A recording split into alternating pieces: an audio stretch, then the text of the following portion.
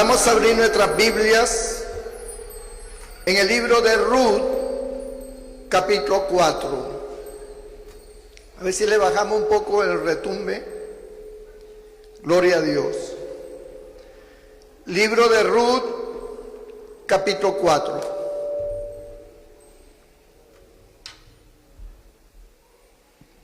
Vamos a leer desde el verso 1 al 6.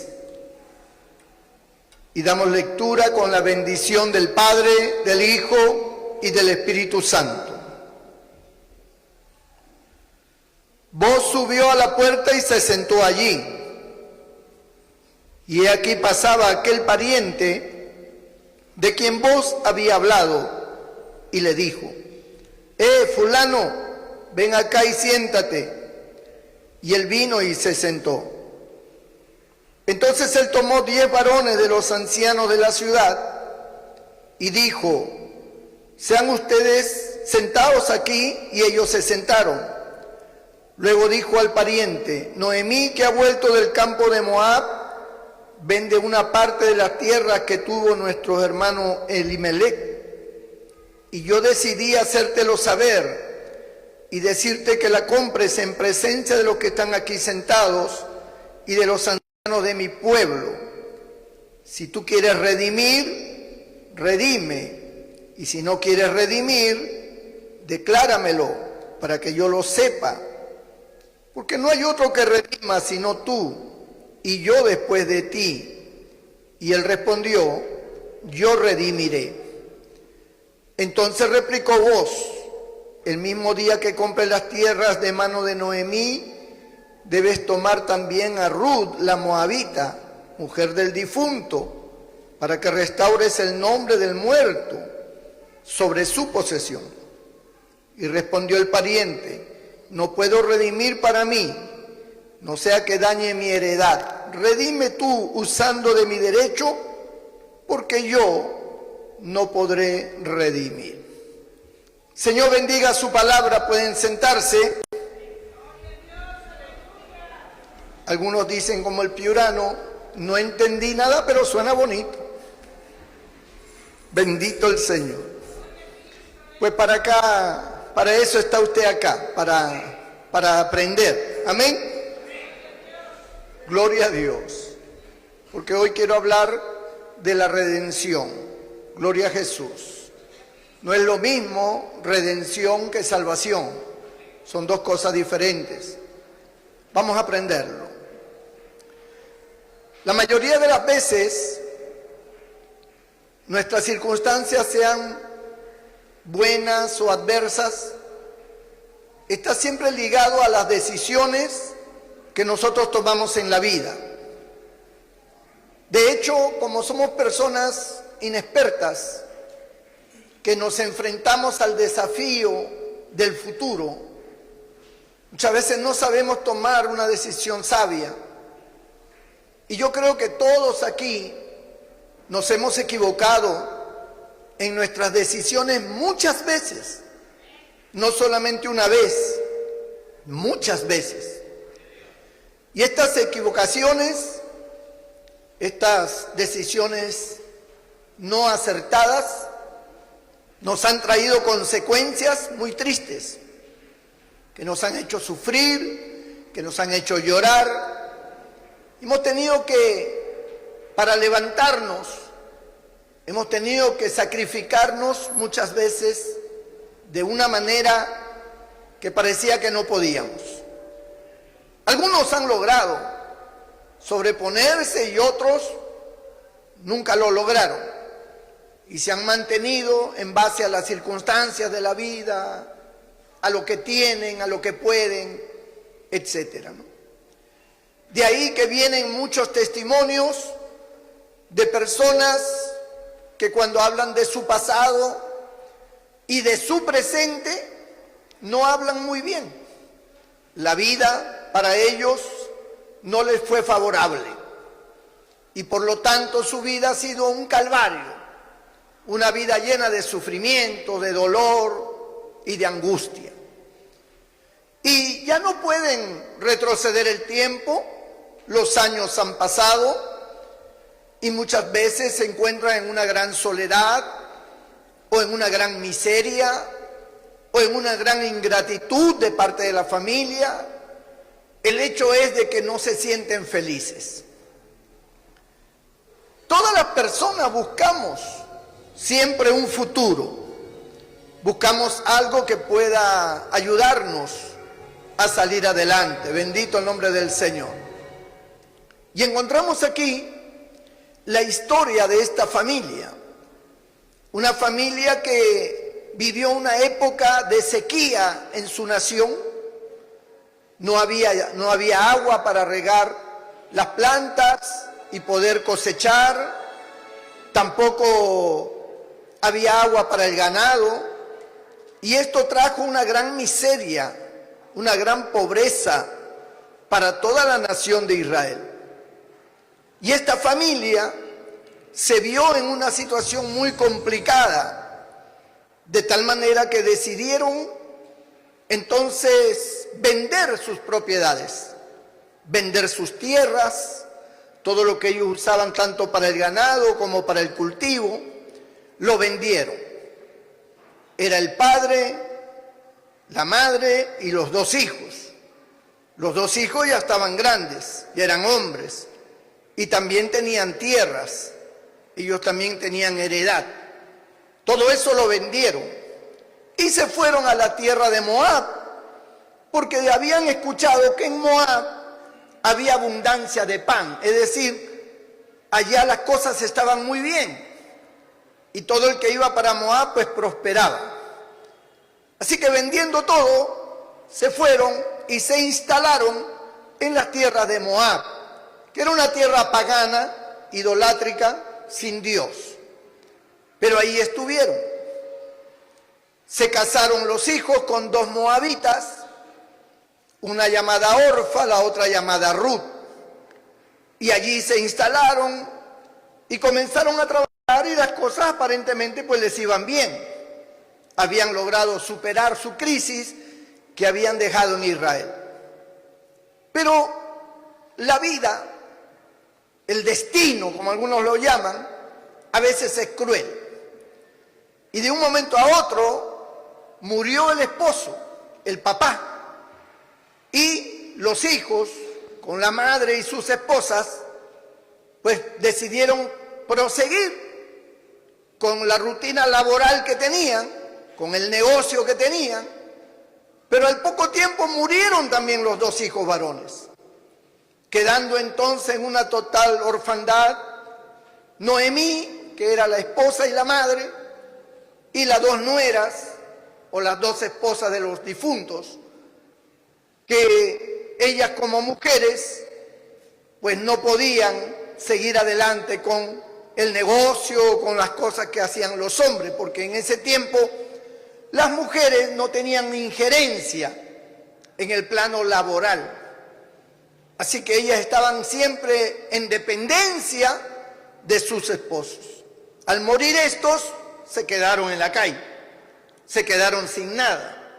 Lo poco que tuvieron, lo terminaron y se vieron en una crisis terrible. Noemí asumió de que esta crisis era un castigo de Jehová, que Dios los había castigado por alguna razón y que por lo tanto ahora su vida era una vida amargada, de tal manera que ella misma dijo: yo ya no me llamo Noemí, a mí llámenme ahora Mara. Noemí, que significa dulzura, pues ahora mi nombre es Mara, que significa amargura, porque esa era la condición de ella en ese momento. La amargura, la tristeza, la angustia, el dolor, eso era lo que le rodeaba. Y bajo estas condiciones, para no ser larga la historia, decidieron regresar a Israel, porque escucharon que en Israel Dios había visitado nuevamente a su pueblo y ahora Israel estaba en una buena condición. Ahora había lluvia, ahora había pastizales, ahora había comercio, estaba todo muy bien. El problema era que Noemí, ella no quería regresar con sus nueras, porque ella decía: quédense cada uno con su familia, vuélvanse a casar, tengan hijos y hagan su vida. Yo soy judía, yo me regreso a mi nación y allí me estableceré y Dios se hará cargo de mí. Una de las nueras, que no quiso al principio dejarla, al final la dejó y se regresó con su familia. Esta fue Orfa. Pero la otra nuera, llamada Ruth, se había encariñado con su suegra, cosa difícil, pero existe. Se encariñó con su suegra y decidió no abandonarla. A tal grado que le dijo: no me digas ni me ruegues que te deje, porque no te dejaré. Tu pueblo será mi pueblo, tu Dios será mi Dios. Y ciertamente jamás te abandonaré, solo la muerte hará separación entre nosotras dos, le dice la nuera. Bendito el Señor. Palabras de mucho cariño, de mucho afecto, de mucha convicción, como diciéndole: aquí la vamos a luchar las dos juntas, yo no te puedo abandonar, tú ya eres una mujer vieja, no puedo abandonarte. Yo me haré cargo de ti, no sé qué haremos, pero algo haremos. Y volvieron a Israel. Hay algunos principios que podemos estimarlas como en cierta forma como leyes de orden espiritual.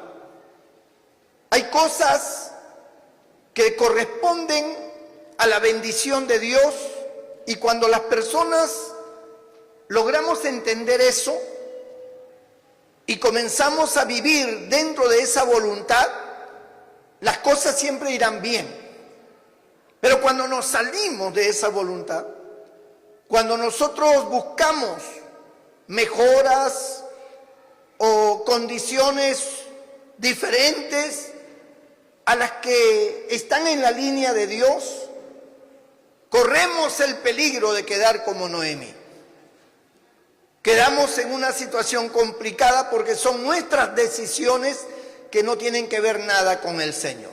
Por ejemplo, en ese tiempo, la línea de bendición estaba en que los hebreos, los judíos, habitaran en la tierra que Dios les había dado.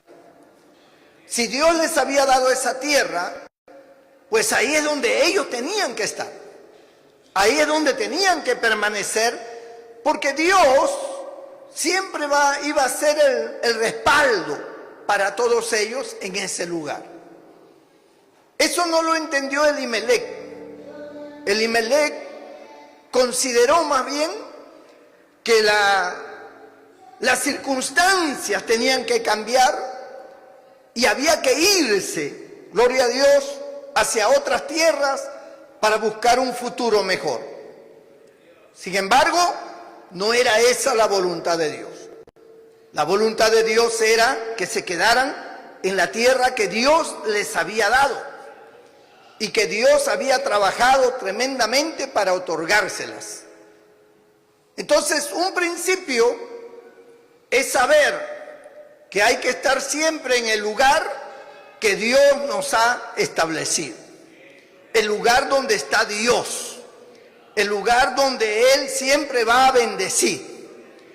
Por ejemplo, en este mundo, en esta circunstancia en que vivimos, ¿cuál es el lugar donde nosotros podemos hallar siempre la bendición de Dios? No es su casa, no es el trabajo, no es cualquier otro lugar, es el lugar donde se da la palabra de Dios. El templo, por ejemplo, aunque Dios no habita en templo hecho por manos humanas, pero Dios está donde están reunidos dos o más en su nombre. Entonces, este lugar, como cualquier otro lugar, cualquier otro templo, sea grande, sea pequeño, sea humilde, sea rico, no interesa. Lo importante es que en ese lugar hay bendición y vida eterna. Bendito sea el nombre del Señor. Siempre en la casa de Dios, en el templo, se va a encontrar la bendición. El día que nosotros nos alejamos, el día que nosotros dejamos de congregar, el día que nosotros ocupamos mayor espacio para dedicarnos a otras cosas, nosotros corremos el riesgo de que las cosas no nos salgan bien. Pero cuando estamos en la casa de Dios, Dios nos da sabiduría, Dios nos da fortaleza, Dios nos da nuevas fuerzas, Dios nos da ánimo, Dios trata con nuestro corazón y hace que nosotros seamos más sensibles a la voz de Dios, más sensibles a su presencia. Bendito sea el nombre del Señor. Muchas personas creyentes viajan y viajan a otros países buscando mejoras. Y en otros países también hay templos, también hay lugares donde congregar.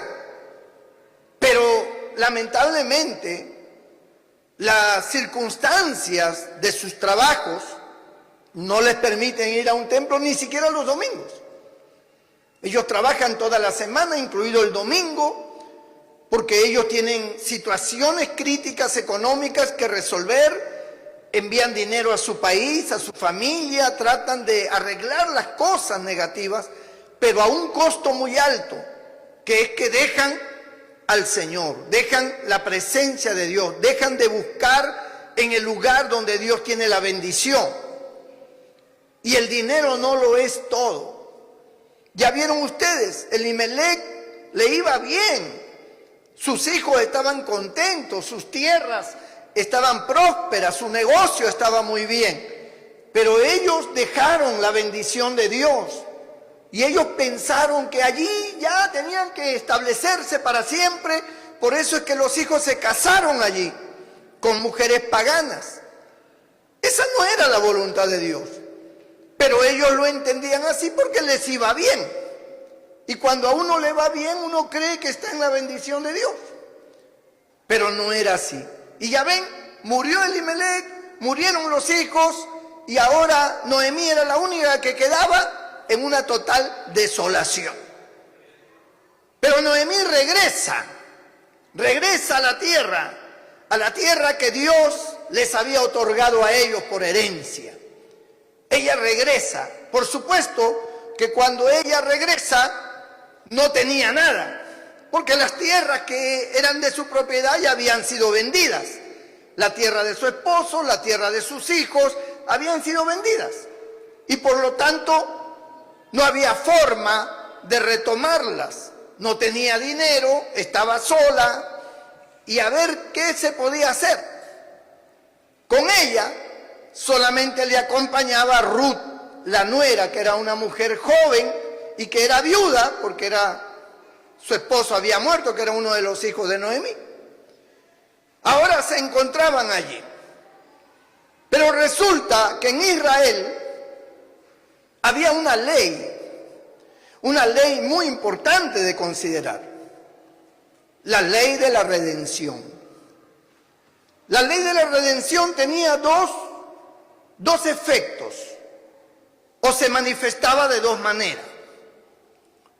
La redención de las tierras, que por alguna razón ellos la vendieron o de repente la perdieron, no pudieron pagar, y les quitaron las tierras. Esas tierras podían ser redimidas. Y si tenían el dinero, podían volver a comprar esas tierras, porque la ley de Dios así lo establecía, ya que fue Dios el que les otorgó las tierras. Y por lo tanto esas tierras eran perpetuas. Si había una circunstancia, un impasse, una situación complicada, por las cuales perdían las tierras, ellos tenían la esperanza y tenían la oportunidad de recuperar esas tierras. No es como, por ejemplo, acá nosotros vendemos una casa o hipotecamos, perdemos una casa nuestra y ya no la podemos recuperar. Porque aunque la querramos comprar nuevamente, de repente el dueño no quiere venderla. Entonces ya no podemos recuperar nuestra casa o nuestras tierras, lo que hayamos perdido. Pero en Israel no era así. En Israel, cuando un judío perdía una propiedad, una tierra, un terreno o varias hectáreas, ellos podían redimirlo, podían volverlo a comprar y el dueño te estaba obligado a vendérsela. Claro, el dueño ponía el precio que él quería, pero podía recuperarse esas tierras. Y por lo tanto, las tierras de Noemí, que habían pertenecido a su esposo y a ella y a sus hijos, podían ser recuperadas. Pero como ellas no tenían dinero, ellas no podían redimir esas tierras, no podían obtenerlas nuevamente, porque para redimirla había que comprarla y ellas no tenían condiciones económicas. Entonces la ley decía que un pariente próximo podía redimirlas. O sea, si aparecía un pariente cercano, el pariente decía, bueno, tú perdiste tus terrenos, Noemí, perdió Elimelec, tus hijos perdieron, ya, yo las voy a comprar. Yo voy a redimir esas tierras para que nuevamente tú tomes posesión de esa tierra y trabajes y vivas allí. Un pariente próximo podía hacerlo, pero ese pariente, al comprar esas tierras, tenía que pagar un alto precio. Ahora, en el otro aspecto de la redención o el redimir una tierra estaba también el tomar la mujer del difunto. Por ejemplo, en la ley, un hombre se casaba, pero moría y no dejaba hijos. Entonces la ley obligaba al hermano del difunto a que tomara, al hermano soltero por supuesto, a que tomara a esa viuda por mujer y darle hijos para que la memoria del difunto permaneciera para siempre. Y por eso le ponían el nombre del difunto a los hijos del hermano. Pero muchas veces los hombres no querían. Ellos decían, sí, ella, la mujer de mi hermano murió, pero yo no quiero tomarla. No quiero tomarla. Entonces venían los ancianos del pueblo y le escupían en el rostro, porque era algo que estaba obligado a hacer. Y cuando alguien no quería hacerlo, le escupían en el rostro. Y le quitaban un calzado y se quedaba con el apelativo de el descalzado. Y era una especie de vergüenza para toda su vida en ese hombre, porque no había tomado a la mujer ni le había dado nombre a su hermano con los nuevos hijos. No quería.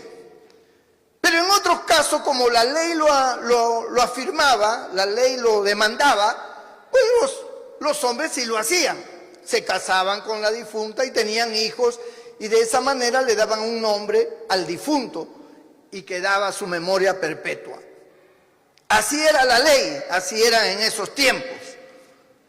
Entonces, cuando Noemí llega a Israel con su nuera, ella descubre que tiene un pariente.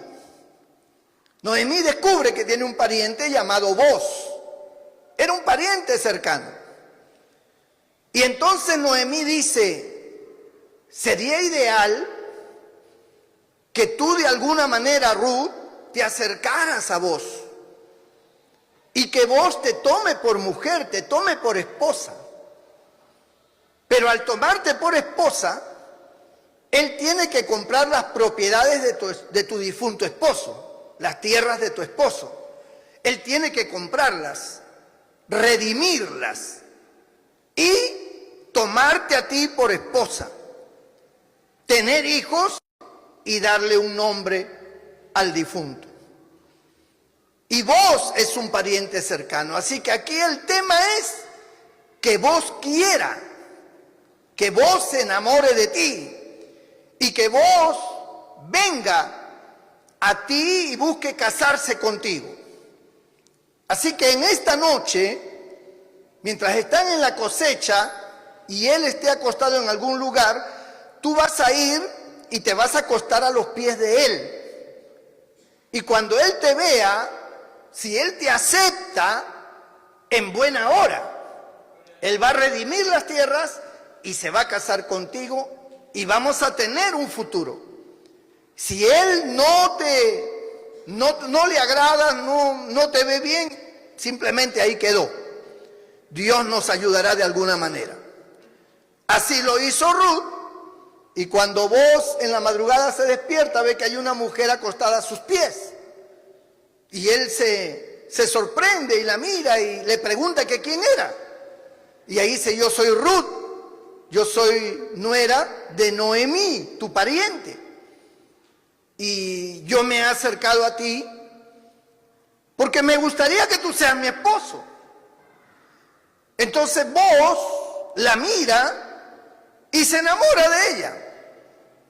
Y dice, pues entonces yo te voy a redimir. El problema es que yo tengo un pariente más cercano, mejor dicho, Noemí tiene un pariente más cercano que yo.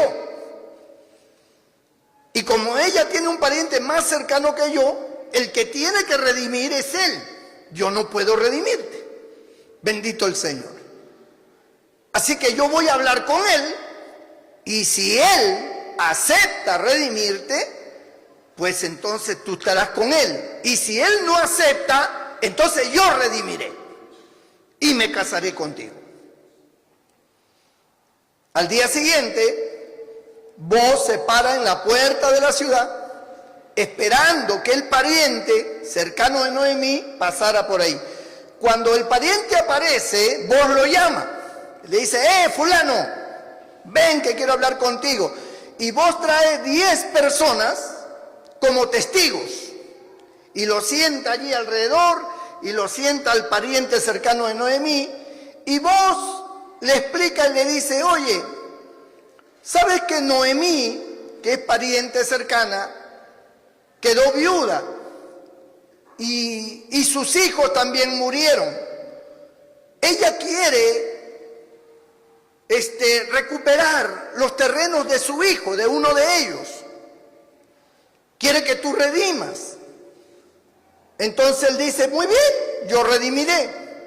Yo voy a comprar esos terrenos, es una parte de los terrenos. Voy a comprarlo. Vos le dices, si tú compras ese terreno, si tú redimes ese terreno, quiero que sepas que ese terreno está incluido la viuda, llamada Ruth, que es la moabita. Si tú compras el terreno, tienes que hacerte cargo de Ruth. Cuando le dijo esto, el pariente dijo, no, yo no quiero hacer eso. Yo quiero redimir los terrenos, pero no a la mujer. Yo no quiero saber nada de la mujer. En todo caso, como tú eres el segundo pariente más cercano, redime tú, le dice el hombre a vos, redime tú. Y quédate con la mujer si quieres. Entonces vos dice delante de los testigos, ustedes son testigos de que él ha declinado a redimir las tierras y a tomar a la mujer del difunto como esposa. Así que en lugar de él, como yo soy el segundo más cercano de Noemí, como pariente, yo voy a redimir, yo voy a comprar las tierras y yo voy a casarme con Ruth para darle nombre a la memoria de su marido. Todos los testigos se alegraron de eso porque para ellos era una alegría redimir. Y decidieron entonces sellar como una especie de acuerdo y le quitaron un calzado al pariente más cercano y lo pusieron debajo de su muslo, y esa era una forma de sellar el contrato, de decir, ya, yo le estoy delegando a él que él tenga la autoridad para redimir la tierra y para casarse con la mujer. Yo me hago a un lado. Y así fue. Ahora, ¿por qué está esta historia en la Biblia? ¿Qué significa esto? ¿Por qué era necesario en la ley establecer la redención? Redimir tierra, redimir a las personas, etc. Porque todo lo que está escrito en el Antiguo Testamento es figura y sombra de lo que ha de venir. O sea, cada aspecto de la ley, cada cosa que se hacía, tenía una figura de nuestro Señor Jesucristo. Cuando nosotros vemos la obra redentora de nuestro Señor, nosotros solamente miramos el aspecto de la salvación, pero la salvación es un hecho consecuente, mientras que la redención es diferente. Y aquí, en esta historia, vemos a estos personajes que representan el futuro de redención de Cristo. Por ejemplo, vos representa a Cristo que quiere redimir, que quiere salvar.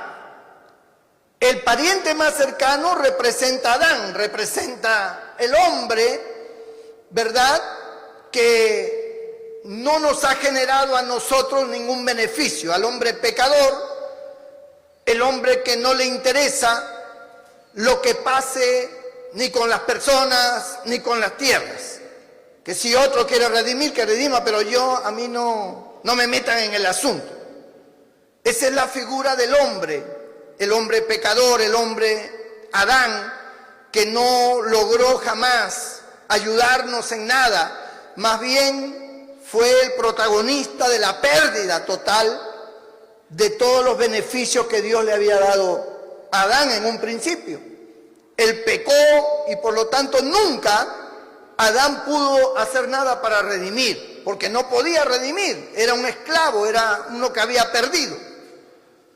Así que los 10 testigos que se llaman allí para que vean el acuerdo, pues es la ley, son los 10 mandamientos. Los 10 mandamientos tampoco podían redimir, pero los 10 mandamientos, la ley sí confirmaba el acto, confirmaba el procedimiento. Mas la ley no podía redimir a nadie, no podía hacer nada. Ahora, ¿se ha puesto a pensar alguna vez por qué nuestro Señor Jesucristo se hizo hombre? ¿Por qué tuvo que venir como hombre? ¿Asunto de qué? Él podía de alguna otra manera de repente redimirnos, pero no. Es que para redimir se necesitaba ser pariente cercano. Nadie que no fuera pariente cercano podía redimir. La única manera de que Jesús pudiera redimirnos a nosotros era haciéndose hombre igual que nosotros. Era haciéndose pariente humano como nosotros. Por eso dice la Biblia que siendo Él en forma de Dios, no estimó el ser igual a Dios, sino que se humilló y se hizo hombre. Y vino como hombre y habitó entre nosotros, porque era la única manera de que pudiera Él redimirnos, como un pariente cercano. Es decir, yo puedo redimir al hombre porque yo soy hombre. Dios no podía redimir al hombre en su condición de Dios, porque eso no se ajustaba a las reglas del juego. Satanás podía decir, yo vencí al hombre. El hombre me entregó todo, el mundo está ahora en mis manos, el hombre mismo está en mis manos. El hombre no puede ser redimido por Dios porque sería injusto. ¿Quién pues para enfrentarse a Dios? Es como que Dios dijera, bueno, no me interesa si te lo dio o no te lo dio, ven para acá y se acabó. Y eso no era justo, y Dios se caracteriza por ser un Dios justo, por ser un Dios legal, por ser un Dios que hace las cosas con rectitud. Bendito sea el nombre del Señor. Gloria a Dios. Así que Dios dijo, muy bien, la única manera de redimir al ser humano es que Dios se haga hombre, que venga en la condición de hombre, como un pariente cercano. Por eso en la Biblia se le llama, por la boca de Pablo, a Cristo se le llama el postrer Adán o el segundo Adán. Porque Adán fue creado por Dios como el iniciador de toda la raza humana. Y Él es el padre de todos nosotros en cuanto a genealogía, en cuanto a genética, etc. Pero Cristo vino como el segundo Adán a darnos una vida espiritual, a libertarnos del pecado, de la esclavitud del pecado, a redimirnos. Es decir, Él pagó un precio muy alto, que fue su sangre. Al derramar su sangre, ese fue el precio, el sacrificio, su muerte en la cruz fue el precio que Cristo pagó para redimirnos a nosotros, para que nosotros fuéramos hoy de la propiedad de Él. Ya no somos de propiedad del diablo, ya no estamos bajo las garras de Él, bendito el nombre del Señor. Ahora somos propiedad de Dios, somos propiedad del Señor, porque el Señor nos compró con su sangre, con su sacrificio.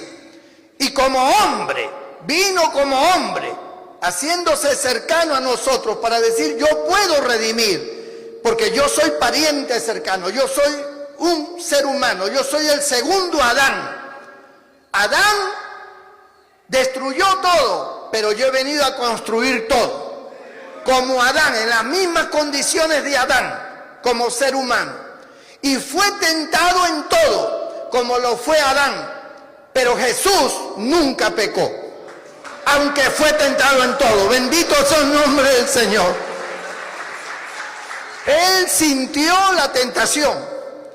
Él sintió temor. Él sintió frío. Él sintió hambre. Él sintió también, hermano, tristeza, lloró.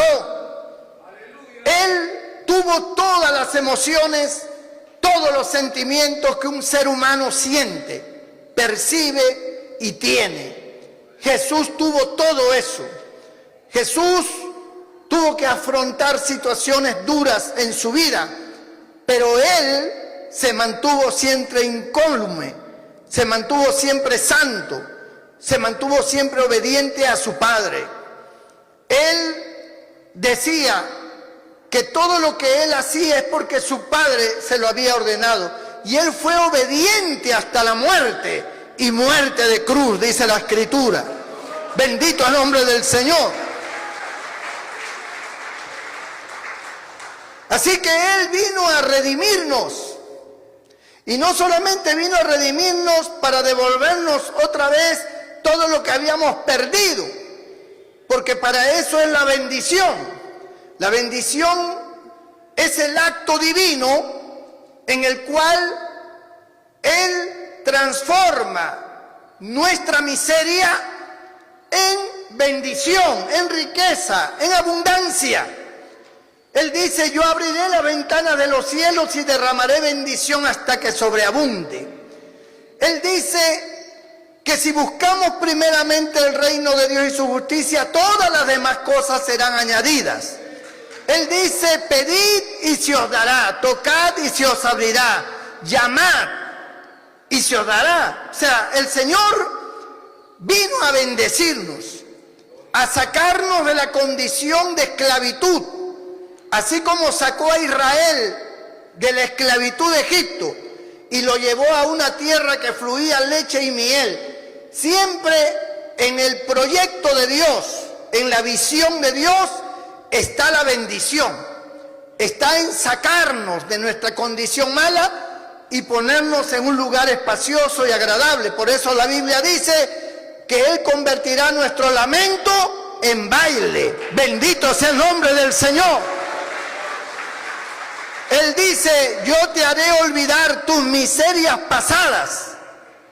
Te haré olvidar tus miserias pasadas. No importa cómo tú hayas vivido, no importa lo que tú hayas sufrido. Noemí fue una mujer que ella misma se autotituló Mara, mujer amargada. Como tal vez usted en algún momento de su vida puede haberse autotitulado una persona de desgracia, ¿no? Mira cómo estoy. Esta es mi vida. Mi vida es una desgracia. Mi vida es una vida miserable. Mi hogar, mi familia, mis padres, esto, lo otro. Siempre estoy en una situación caótica. No sirvo para nada. Quisiera morirme. Ya no quiero estar en este mundo, ya no quiero vivir aquí. Esa es la condición de Mara, la condición de una persona amargada, de una persona que no tiene esperanza, de una persona que se ha dado cuenta que todo lo que ha hecho nunca le ha salido nada bien, que todos los que le rodean no han sido bendición para su vida, que más bien han sido un obstáculo, que se han aprovechado de su vida, que les han tratado mal, que han abusado de ellos, que los han explotado, que no han tenido misericordia. Y todas las pérdidas y todas las condiciones de vida tristes han tenido que sobrellevarlas por muchos años. Cuando Jesús vino a este mundo, vino para redimir. Él dice, yo le di a Adán todos los beneficios en este mundo. Lo puse como Señor. Le dije que Él labrara la tierra, que yo iba a bendecirlo. Pero Adán pecó y trajo todas las consecuencias. Cuando Cristo viene, Cristo dice, pues ahora yo voy a bendecir la obra de tus manos. Yo voy a redimirte, yo te voy a sacar de la esclavitud, yo te voy a sacar de toda esa condición que también has acarreado para ti, como son los vicios, el pecado, que arraiga tu corazón, que arraiga tu alma y que te lleva cautivo a hacer cosas malas. Yo te voy a liberar, yo voy a romper esas cadenas, yo voy a echar fuera a todos esos verdugos que antes te arrastraban y te dominaban. Y yo voy a bendecir tu vida. Esa es la realidad ahora del cambio en los creyentes. Los creyentes hoy tenemos un testimonio de lo que fuimos antes y de lo que Cristo hizo por nosotros. Cómo Dios ha ido cambiando las cosas, cómo el Señor ha ido transformando tu vida y haciendo que tu vida ahora tenga un porvenir, que tu vida ahora tenga estabilidad, que tu vida ahora tenga un propósito. Bendito el Señor, porque Él prometió bendecir. Es una de las manifestaciones de la redención. Él ha redimido lo que tú perdiste. Y Él te devuelve, Él dice, yo estoy aquí para bendecirte. Y tienes una morada celestial, hay un reino celestial para ti, independientemente de todo lo que yo pueda hacer con tu vida en esta tierra. Por eso cuando los discípulos le dijeron al Señor, nosotros lo hemos dejado todo para servirte, el Señor dijo, no hay nadie que deje padre, madre, mujer, hijos, tierras, posesiones, lo que tenga, que no reciba 100 veces más aquí en esta tierra y encima la vida eterna. ¡Gloria a Dios! Pero algunos dicen, pastor, pero yo no veo ese resultado en mi vida. Yo veo que la miseria me sigue, yo veo que la tristeza me sigue, yo veo que todavía la amargura me sigue. Porque tú no has creído. Porque tú o no crees o desconoces lo que es el plan de redención. El plan de redención está en recuperarte de tu condición mala a la condición buena con que Dios te creó. Dios es el Dios que levanta. Es el Dios que te pone en alto. No es el Dios que te permite estar por debajo, pisoteado, amargado, herido. No. Dios es el Dios que te sana. Dios es el Dios que te bendice. Dios es el que unifica tu vida, tu hogar, tu familia. Dios es el que te levanta de entre los muertos. Él vino a dar vida y vida en abundancia.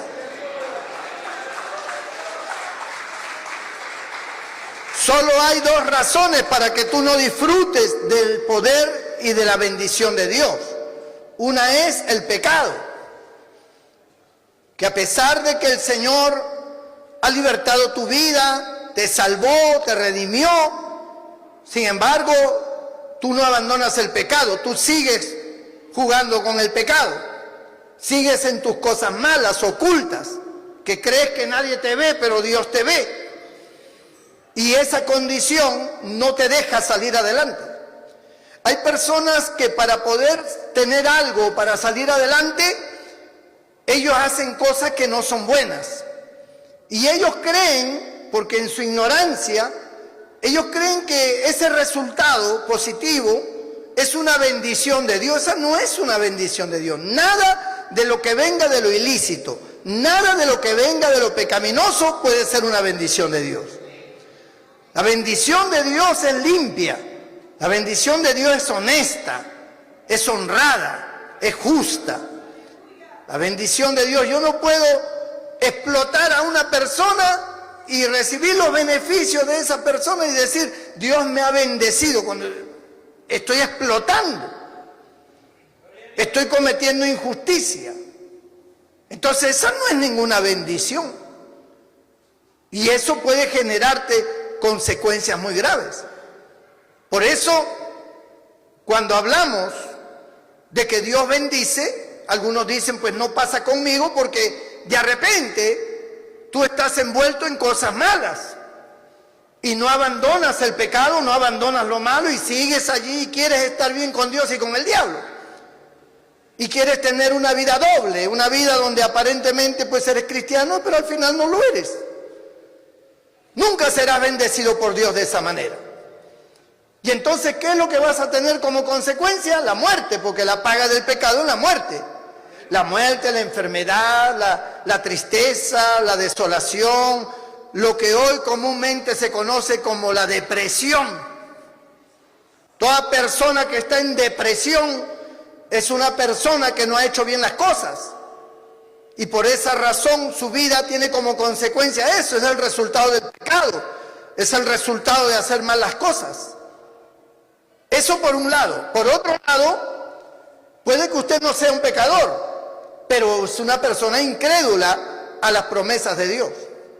O las desconoce o no las cree. Entonces, usted no vive, como dice la Biblia, que el justo por su fe vivirá. Usted no vive así. Usted es de las personas que no cree mucho a que Dios pueda bendecirlo. Que para usted la única bendición es que usted trabaje, que usted haga, y eso es verdad. Todos tienen que trabajar y todos tienen que progresar.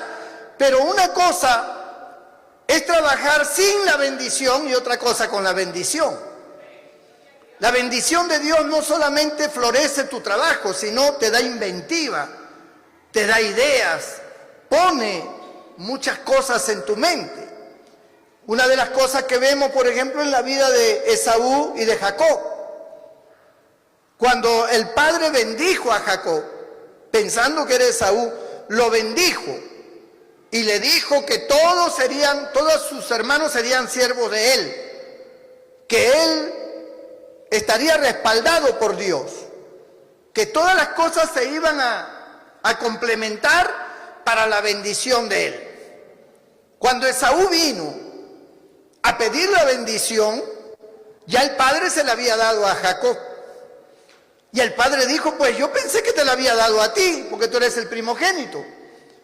Pero como Esaú rechazó la primogenitura, despreció la primogenitura y Dios lo vio, y Dios lo escuchó cuando él dijo, ¿para qué me sirve la primogenitura? Cuando él despreció la bendición de Dios, Dios entonces no permitió que él la tuviera. Porque Dios jamás va a permitir bendición a aquel que lo desprecia. Si tú desprecias la bendición de Dios y la ves como poca cosa, tú no gozarás de la bendición de Dios. Y Dios no va a permitir que tú la tengas, porque tú la desprecias. Y las cosas de Dios no pueden ser despreciadas, como Dios no puede ser despreciado. Su bendición, su palabra no puede ser despreciada. Usted puede decir, no, a mí ese templo no quiero ir, no me interesa. Dios está en todas partes, yo puedo tener a Dios en mi casa, yo puedo orar en mi casa. Entonces, estás despreciando lo que la Biblia dice, que en la casa de Jehová envía a Dios bendición y vida eterna. Bendito sea el nombre del Señor. Entonces, tú la desprecias.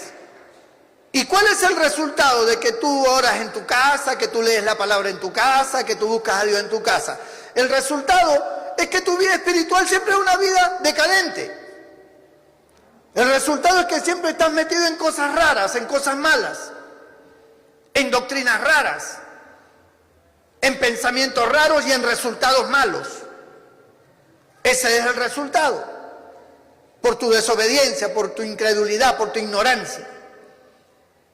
Entonces hay personas que no creen muchas veces a lo que la Biblia dice que establece como sistema. Por ejemplo, miren, hay casos como el caso del matrimonio. Dios instituye el matrimonio. Dios ve a Adán y lo ve solo y dice, no es bueno que el hombre esté solo, le haré ayuda idónea para él. Y establece el matrimonio porque de su costilla saca a la mujer y se la da a Adán. Muy bien. A partir de ese momento se establece la unión matrimonial para gozo y felicidad de ambos. Nosotros en nuestra vida, y la mayoría de personas, han hecho de su vida como mejor les ha parecido. Se han separado, se han divorciado, se han recasado, se han vuelto a separar, se han vuelto a casar. Y al final otros se han quedado solos y se han quedado solas. Como están jóvenes, como están fuertes, ellos afrontan su situación. Ellos dicen, no me hace falta una mujer, no me hace falta un hombre. Usted no ha visto muchas mujeres, madres solteras, que nunca se volvieron a casar. Se quedaron solas, criando a sus hijos, educando a sus hijos. Y dijeron, yo no le voy a poner padrastro a mi hijo. Yo voy a ser madre y padre para él, para ella, y yo me voy a esforzar para que estudie, para que salga adelante, sean profesionales, qué sé yo. Y de acuerdo a su pensamiento, ellos viven así. Entonces, tenemos un alto índice de mujeres que están solas y que ya la edad las ha alcanzado. Ya no son jovencitas. Ya ahora son mujeres ya que están dentro de los 55, 60 años. Entonces, toda su vida se mantuvieron solas. Tal vez tuvieron alguna aventura por ahí, pero en el hecho legal se mantuvieron solas. Y están solas. Sus hijos ya crecieron. Y algunos ya se casaron, ya hicieron su vida, tienen nietos y ahí están, pero están solas. Igual hombres. Hay hombres ya de 55, 60 años, están solos. Ellos tuvieron su matrimonio, no les fue bien, se separaron, tal vez tuvieron otra, después se volvieron a separar y así. Y su vida siempre ha sido así. Y hay otros que están solos, teniendo simplemente aventuras con una, con otra, sexualmente, pero se mantienen solos. Y ahí están. Para nosotros, los seres humanos, ese tipo de vida, esa forma de decisiones, a nosotros nos parece bien porque nosotros nos hemos adaptado a ese sistema que nosotros mismos hemos creado. Pero eso no es lo que Dios estableció. Dios no estableció, Dios dijo, no es bueno que el hombre esté solo. Es como decir también, no es bueno que la mujer esté sola. Si Dios dijo que no era bueno, es porque no era bueno. Si Dios instituyó el matrimonio para formar la familia y para mantener un vínculo familiar hasta la muerte, que solo la muerte los podía separar, es porque Dios lo vio bueno. Cuando nosotros nos salimos de ese marco, cuando nosotros vivimos como nosotros pensamos que está bien, la mujer dice, no, yo no quiero ningún hombre, yo vivo bien sola. No, yo no quiero ninguna mujer, yo vivo bien solo. Eso podemos decirlo y aparentemente parece bueno, pero eso no es lo que Dios estableció. Dios estableció su palabra. No es bueno que el hombre ni la mujer estén solos. Lo que Dios unió no lo separa el hombre. Es necesario que la familia esté siempre unida. En Malaquías dice que habiendo abundancia de espíritu, Dios hizo solamente una mujer para el hombre, porque buscaba una sola descendencia. Él no le puso 4 ni 5 mujeres al hombre, ni 4 ni 5 maridos a la mujer. Le puso solamente uno para que hubiera una sola descendencia y fuera esta de bendición. Así lo estableció Dios. Los hombres son los que han hecho hijos en diferentes mujeres, mujeres tienen hijos de diferentes maridos. Ese es el ser humano, en su loca carrera de pecado, en su confusión, en su ignorancia. Han vivido así y siguen viviendo así. Pero eso no es lo que Dios estableció. Hay cosas que Dios ha establecido, una línea desde un principio. El libro del Génesis es el principio de todas las cosas, de las reglas, de las normas, de lo que Dios ha establecido para siempre. Yo conversaba con una hermana mía el otro día y yo le digo, ¿tú por qué no te volviste a casar? Estábamos en el carro, habíamos ido a comprar y le digo, ¿tú por qué no te has vuelto a casar? Bueno, la verdad es que yo estoy buscando al Señor, yo que esto, me salió con un montón de cosas. Le digo, sí, aparentemente parece bueno. En mi caso, por ejemplo, le digo, yo soy pastor, yo tengo, es otra situación la mía, que yo soy pastor, yo tengo un ministerio, un llamado de Dios, mi vida está controlada por Dios, pero si yo no fuera pastor, yo haber tenido que rehacer mi vida. Si yo no fuera pastor, yo hubiera hecho muchas cosas, pero soy pastor y tengo otras situaciones, por lo tanto, no puedo estar involucrado en ese mismo tema. Pero tú ya tienes tu edad. Tú vives con tus hijas, con tus nietas. ¿Te has puesto a pensar alguna vez que esas hijas tuyas de repente algún día quieren su independencia? Tú estás metida allí. Tú eres la mamá, ellas te aman. Tus nietas te adoran. Pero ellos necesitan su espacio, necesitan su independencia. Por algo la Biblia dice, dejará el hombre a su padre y a su madre, se unirá a su mujer y serán una sola carne. Es decir, dejará, se apartará. Es una nueva familia.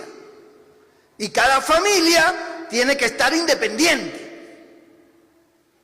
¿Qué hacemos nosotros los peruanos? Nosotros los peruanos nos gusta vivir amontonados. Todos los que se casaron viven en casa de sus padres.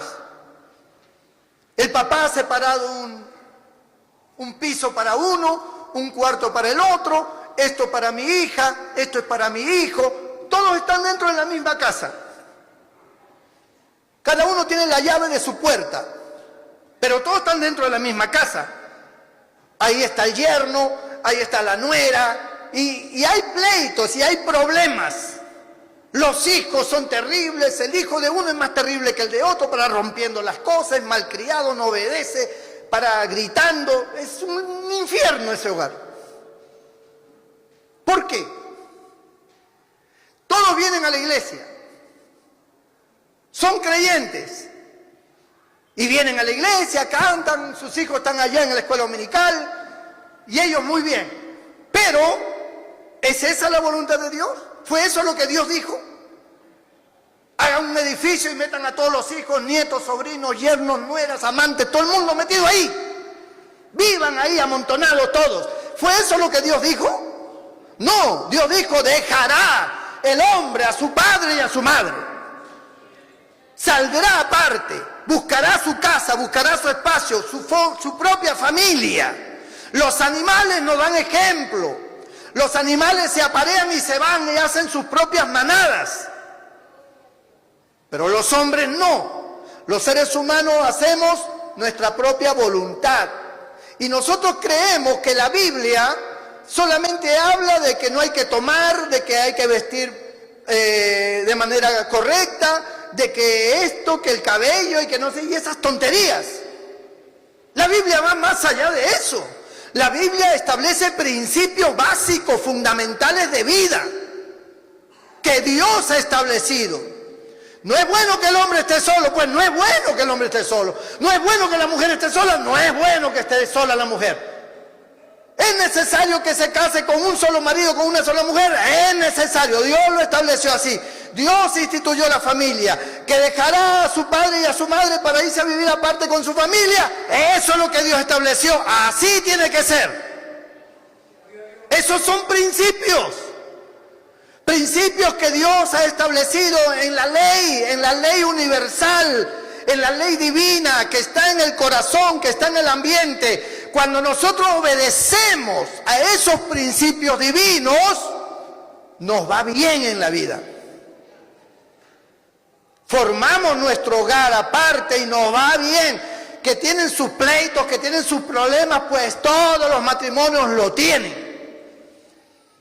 Que el hombre es celoso, que la mujer no sé, que maten su propia pulga. Ellos sabrán cómo arreglan sus problemas.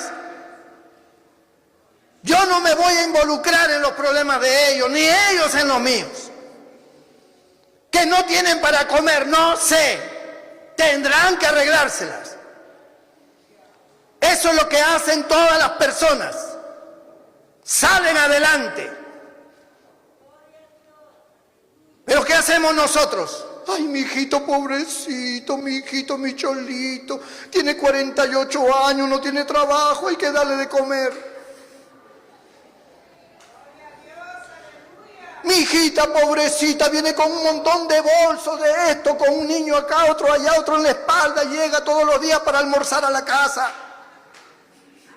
Mi hijita pobrecita, déjala en su casa.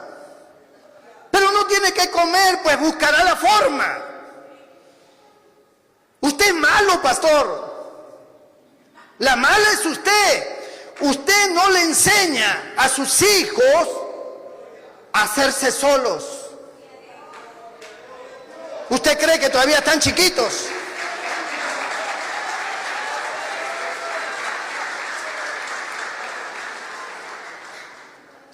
Pero nosotros en nuestro corazón como padres, como parientes, nos duele, no podemos soportar. Ay, no, Dios mío, Señor, ¿habrán comido, no habrán comido? ¿Cómo será? ¿Tendrá, no tendrá? No, sí, le voy a yapear, le voy a hacer esto, le voy a hacer lo otro, voy a llevarle víveres, voy así. Entonces, esos hijos se acostumbran a que usted siempre les esté dando y le esté dando y le esté dando y les consienta y hasta en sus pecados, Usted separó un piso en su casa para aquellos que tienen, separó un piso para su hija, ya, esto va a ser para ti ya. La hija se casó, todo vino con el marido, se hospedaron ahí en ese piso que ya es de ella, muy bien, pero a los pocos años se separó del marido. Y se consiguió otro marido y ahora en ese mismo piso vive con el otro marido.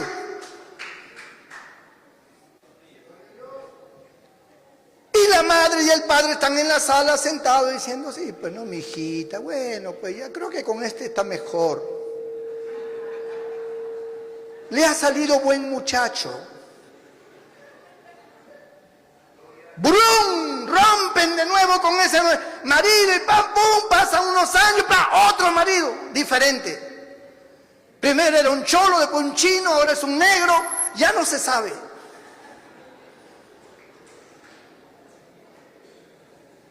Y los padres diciendo, este negro salió bueno.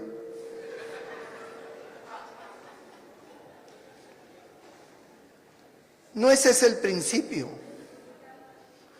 No es lo que Dios quiso jamás. Y nosotros viniendo a la iglesia a hablar mal de fulano. ¿Y te has visto la hija de fulana cómo vino? ¿O ya has visto al hijo de fulano? Criticándole. Y tú tienes una hija con 3 y 4 maridos en 5 años. Y estás hablando mal de los otros. Un hijo que no trabaja, que come, duerme, defeca, y eso es todo lo que hace. No aporta nada. Mejor es comprarse un chancho porque tú lo crías, engorda, lo vendes, o lo cortas, lo matas, lo comes, tienes manteca.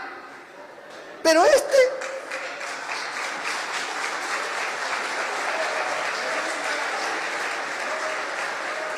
no sirve para nada. Manteniendo y manteniendo y manteniendo, porque pobrecito. Embarazó a una mujer por allá, lo negó, pobrecito, mi hijito. Ella tiene la culpa. Ella se le ofreció, ella que lo enamoró, ella, y siempre la otra. Mi hijito es un santo, mi hijito. Yo le prendo su velita todas las noches. Tremendo diablazo. Pero nosotros, el sentimiento, la idiosincrasia, la cultura nuestra, una cultura mal formada, fuera de la voluntad de Dios, fuera de los mandamientos de Dios, nos han convertido en personas así. Y cuando estamos dentro del cristianismo, creemos que las cosas siguen siendo así. No son así. Esa es la razón por la cual lloras y sufres tanto. Pastor, que mi hija no me ama, que me están botando de mi casa, que ahora ha venido el marido, que ahora me han golpeado, que ahora es... Pero tú consentiste todo eso. ¿A ti te gustó vivir así? ¿Por qué lloriqueas tanto? Ahora estoy enferma, nadie se hace cargo de mí. Nunca viviste tu vida como debe ser. Entonces, fuiste una mujer soltera y ahora te ha llegado la vejez. Y como yo le decía a una hermana mía, y cuando tú estés enferma y no puedas caminar, ¿quién se va a hacer cargo de ti? Si tú tuvieras un esposo, él se haría cargo de ti, estaría contigo, se apoyarían ambos, dormirían empiernadito en este invierno. Ya no necesitarías de bolsas de agua caliente ni nada de esas cosas. Una pierna encima suficiente. Pero tú no entiendes. Tú dices, no, mi Señor. ¿Tu Señor? Tu Señor dice, no es bueno que el hombre esté solo. Tu Señor estableció el matrimonio. ¿No te fue bien el matrimonio? Pues tú todavía tienes oportunidad.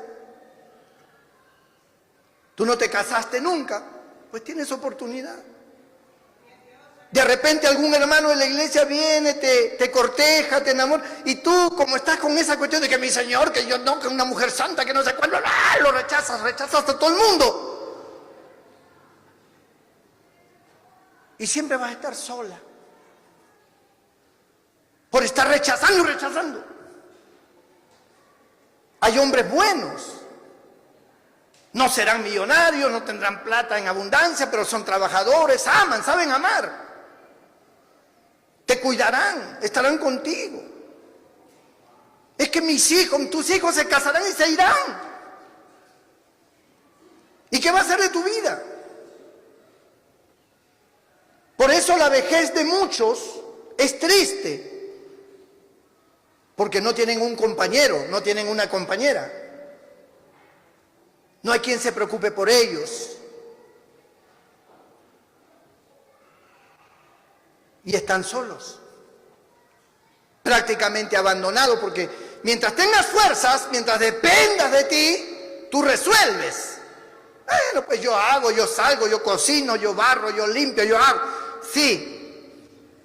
Hasta que llegue un día en que ya no puedas caminar. O se te apague la vista. O pierdas el oído. Ya no es... ¿Cómo? ¿Qué? ¿Qué? Háblale fuerte a mi mamá porque ella no oye. ¡Soy el pastor! ¿Quién?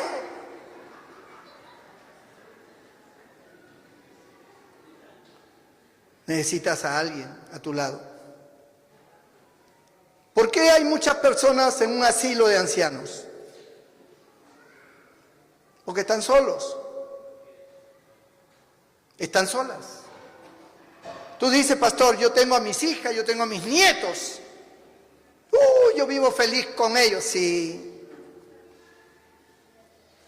Hasta que ya no puedas valerte por ti misma, por ti mismo. ¿Y? No, ellos nunca me van a abandonar. ¿Cómo sabes? La triste historia de la vida es que la mayoría de los hijos abandonan a sus padres. Los abandonan. Oye, yo ya lo he tenido una semana, te toca a ti, yo no puedo, tú sabes que mi casa es chica, ¿dónde lo voy a poner? Además no tengo condiciones, yo trabajo y que no sé cuánto, que no sé qué. Pues entonces hay que contratar a alguien para que lo cuide. Sí, pero yo no tengo plata, que no sé cuánto. O sea, no sé qué harán con ese paquete. Los hijos ya no saben qué hacer. ¿Qué hacen hoy? El estilo de hoy, de vida. Los hijos se reúnen y dicen, a ver, ¿quién de ustedes puede cuidar a mi mamá o a mi papá? Ya, yo, ¿cómo va a ser? ¿Cuánto hay? Ya, te vamos a dar tanto mensual para que lo cuides. Eso es lo que está estilándose ahora. Le pagan, entre hermanos pagan para que uno de ellos se haga cargo del viejo o de la vieja. Ay, eso de que mi mamá, mi papá, no hay eso, hermano. Papá y mamá, mientras tengan plata, mientras puedan dar, mientras ellos tengan, papá y mamá, el mejor padre del mundo, la mejor madre del mundo. Una vez que ya no pueden hacer nada, hazte cargo de mi papá. Yo no sé, yo no puedo. Y algunos dicen en su corazón, ¿eso cuándo se morirá este viejo ya? Es un fastidio, porque no se sabe cómo nos tocará la vejez. Algunos son problemáticos en la vejez, son renegones, o le parece mal, gritan en las noches, llaman a cada rato, se me tiene harto, dicen. Pero ¿por qué está así ese hombre? Porque le faltó una compañera. Uno que ya sabe, que ya lo comprende, que ya con su gesto ya es suficiente, ya sabe, ya yo me hago cargo, ya yo sé cuando tiene sed, sin que pida, yo ya sé que tiene sed. Ya yo vengo, ya a ver viejo, ¿qué pasa? Ya muévete para allá, a ver, voltea, a ver. Su compañera. Y cuando él ve a su compañera se siente tranquilo, duerme bien, ronca rico. No está la compañera, está solo, grita, habla, es un fastidio. Las personas dicen, no, pastor, ese no es mi caso, no es así. Sí, es el caso de la mayoría. Salvo que sea un viejito que no hace problemas, que está quietecito como un pollito allí. Pero hay principios. Cuando Jesús nuestro Señor vino a redimirnos, vino a devolver los principios, a establecer la bendición y a decirte a ti, ¿tú quieres ser bendecido en la vida? ¿Tú quieres ser bendecida en tu vida y salir de toda esta situación angustiosa que has vivido, de todos esos traumas y toda esa angustia, ese dolor? Vas a vivir de acuerdo a mis principios. Para eso está la Biblia. Tengo principios establecidos.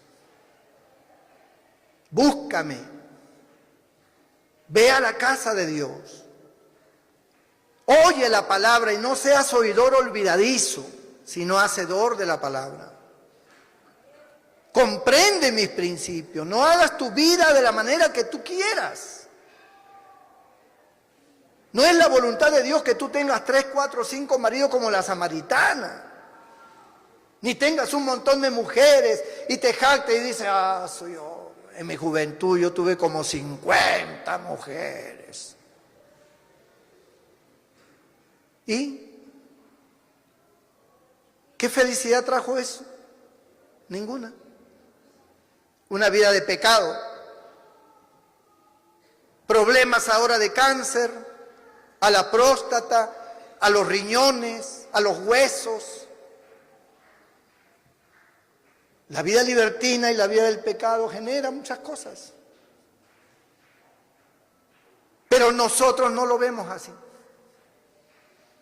Cuando Noemí regresó de las tierras de Moab, nunca fue la voluntad de Dios que ella viviera allá, en ese país idolátrico. Dios le había dado sus tierras acá. Ahora ella, a través de Boaz, pudo recuperar las tierras. Boaz se casó con Ruth y ahora tuvieron hijos con él. ¿Y sabe quién fue uno de los hijos de Boaz?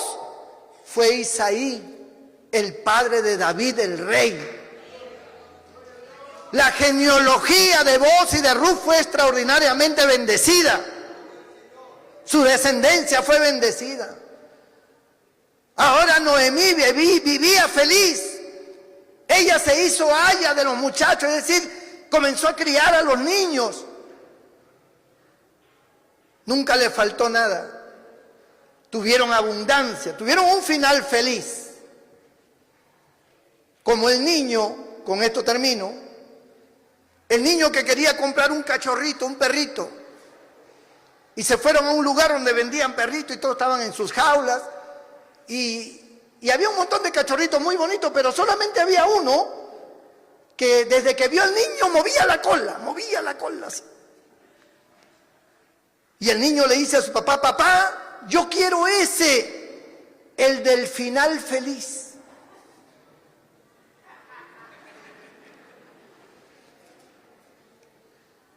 Nosotros podemos tener un final feliz si entendemos lo que es la redención. Él vino para redimirnos de la esclavitud del pecado a una vida libre, a ser verdaderamente libres, a tener su bendición. Y todo lo que pidáis en mi nombre, yo lo haré. A tener su bendición. Y a vivir bajo sus principios para que no suframos, para que no padezcamos. Tú puedes ser bendecido. No te aferres a tus pensamientos. Aférrate a la palabra de Dios. Entiende la palabra de Dios. Y tú te darás cuenta que todo será diferente. Inclina tu rostro. Cierra tus ojos ahí donde estás. Bendito sea el nombre del Señor. Yo quiero orar por ti. Porque en la vida tenemos muchos problemas. Y mientras tú seas joven, tú pensarás que puedes resolverlos todos. Pero hay cosas que están fuera de la voluntad de Dios y jamás podrás resolver. Porque no es la voluntad de Dios. Pero si tú hoy haces un alto y dices: Señor, yo voy a hacer las cosas como tú quieres. Voy a tratar de comprender mejor tu palabra. Voy a obedecer. Tú verás cómo Dios arreglará todo. Te bendecirá de una manera especial. Si hay alguien en esta hora que diga: pastor, ore por mí, allí donde estás, levanta tu mano y yo haré una oración por ti. Muchas manos se levantan. Dios te bendiga. Dios bendiga todas esas vidas. Y yo voy a hacer una oración para que esa redención que culmina en salvación, en liberación, venga sobre ti. Para que esa bendición esté sobre tu vida. Y yo voy a invitar a todo el que levantó su mano a que dé un pasito aquí delante, porque yo quiero orar por ti. Porque yo quiero pedir a Dios para que Dios te redima, para que Dios te bendiga, para que Dios ponga la línea correcta en tu vida y tú estés dentro de los principios de la voluntad de Dios. Acércate aquí. voy a orar por ti.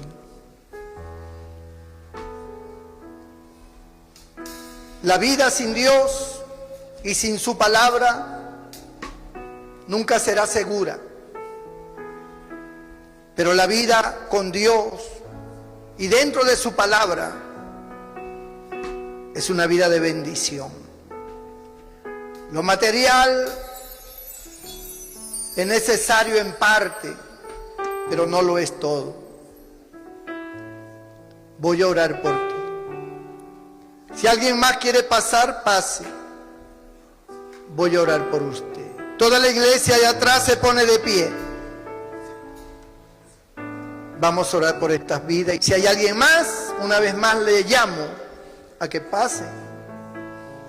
Este es el momento de la bendición para usted. Es el momento de la bendición. El Señor vino a redimir, a devolverte todo lo que perdiste. Todo lo que un tiempo fue tuyo y lo perdiste, Él vino a redimir, Él vino a devolver. Él vino a bendecir. Dios bendiga estas vidas que están pasando. Gloria a Dios. Con tus ojos cerrados, dile al Señor: Señor, hay muchas cosas que yo desconozco. Enséñame.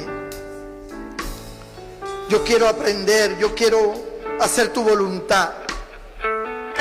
Yo quiero tu bendición. Yo no quiero vivir perdido ni perdida. Yo no quiero que el pecado me esclavice. Yo no quiero que la maldad se apodere de mí. Yo quiero ser libre, yo quiero ser bendecido. Yo quiero que tu presencia esté conmigo. Que tu bendición esté conmigo, con mi hogar, con mi familia. Ayúdame, Señor. Perdona mis pecados. Perdona toda iniquidad, toda maldad cometida de mi parte. Perdóname. Límpiame de toda maldad. Rompe toda cadena, atadura diabólica que haya en mi vida. Hazme libre en esta hora, Señor. Mientras tú le dices eso, oramos por estas vidas ahora. Amado Dios y Padre nuestro que estás en los cielos, tú eres nuestro Dios omnipotente y soberano. Gracias por cada una de estas vidas que han pasado y que reconocen su necesidad espiritual. Tu palabra dice que todo aquel que a ti viene, tú no le echas fuera. Tú te hiciste hombre, viniste a este mundo para salvarnos, para redimirnos. Hoy tenemos la redención de nuestras almas, que equivale a bendición, a respaldo tuyo, Señor. Aquí hay vidas que han sufrido por muchos años y algunos están sufriendo en este momento situaciones. Pero tú eres el Dios de la victoria, tú eres el Dios del cambio, tú eres el Dios de la liberación, tú eres el Dios de la redención, tú eres el Dios que cambias el lamento en baile. Tú eres el Dios del futuro, el que abre las puertas, el que traza el camino, el que ejecuta un nuevo destino para cada uno. Tú conoces los corazones, conoces la vida de cada uno de ellos. Tú conoces las razones por las cuales están como están.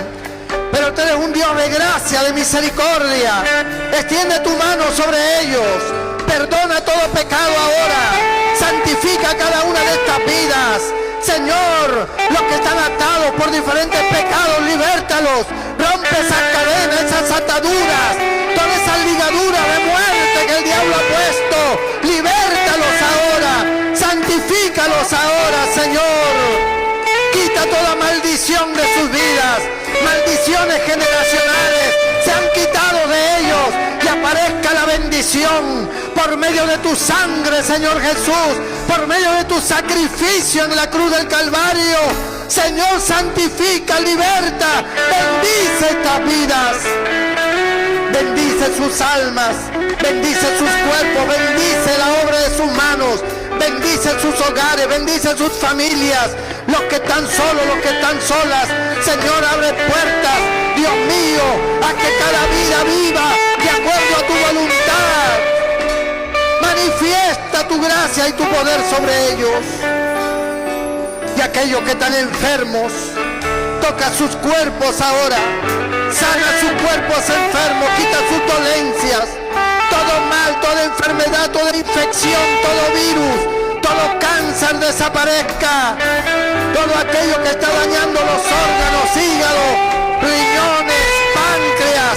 Toca ahora esos órganos, sana esos pulmones, sana ese corazón, sana esos huesos, Señor. Esa osteoporosis, Dios mío, sana ahora esos huesos, fortalece esas rodillas. Toca ahora mismo, Señor, esos cuerpos enfermos. Toca esas vistas, esos oídos. Toca esa garganta. Toca, Señor, el sistema respiratorio, ese aparato digestivo.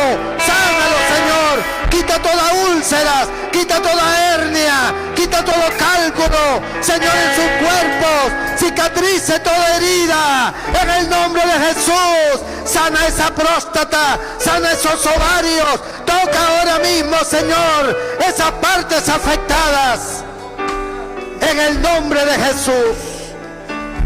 Y tú recibes toda gloria, toda honra y toda alabanza, Señor, en el nombre de Jesús.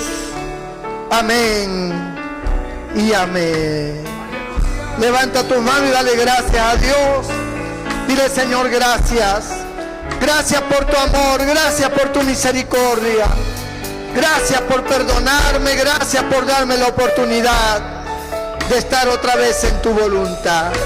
Gracias, Cristo. Dios te bendiga, mi hermano, mi hermana. Puedes volver a tu lugar con la bendición del Padre.